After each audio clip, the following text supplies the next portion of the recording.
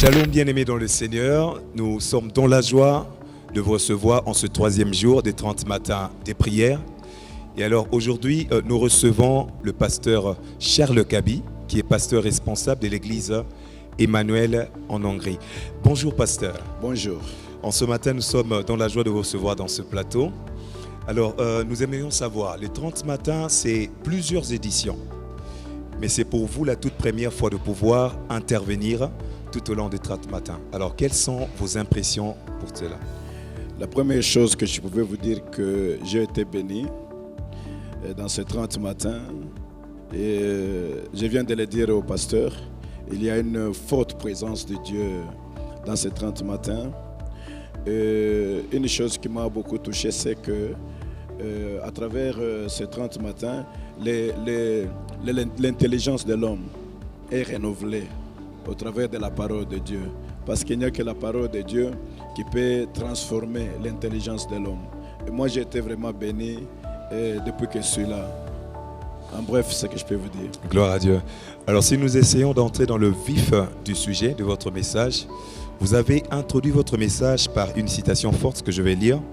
Vous avez dit, je cite, « La personne qui contrôle tes pensées déterminera la direction que tu prendras dans ta vie. » Fin des citations. Par là, pasteur, qu'est-ce que vous vouliez dire au peuple de Dieu? Je voulais dire au peuple de Dieu que beaucoup de pensées de l'homme sont dirigées par quelqu'un.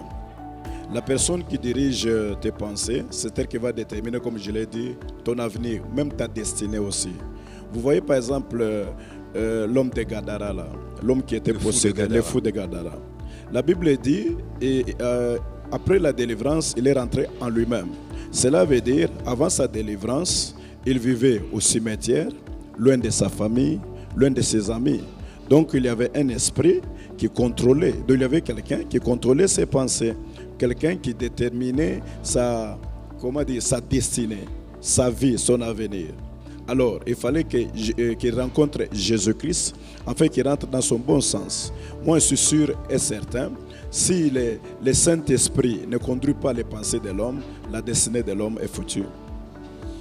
Donc, c'est vraiment cet aspect-là qui a poussé à aborder ces sujets dans ces temps-là. Oui, oui.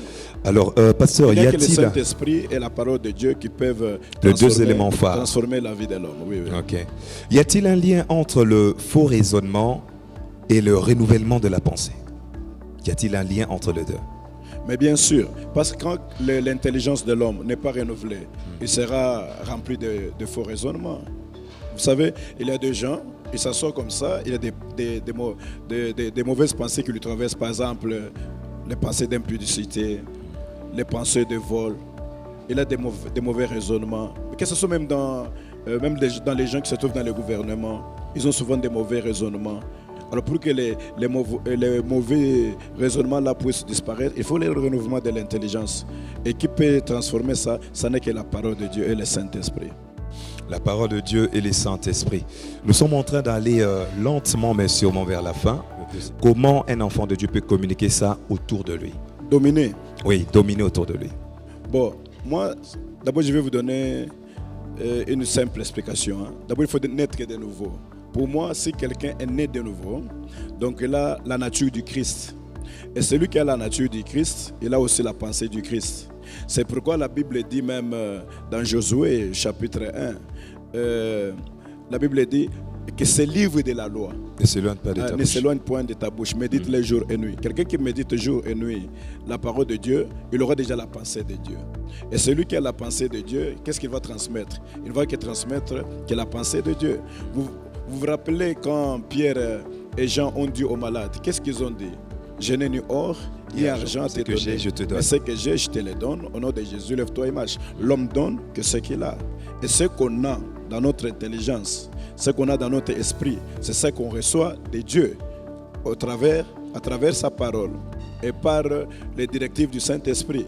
Et celui qui est rempli du Saint-Esprit, qu'est-ce qu'il va transmettre aux autres? Quel est le raisonnement qu'il va transmettre aux autres? Quelle est la pensée qu'il va transmettre aux autres? Mais c'est la pensée qui vient du Saint-Esprit. Tu vois?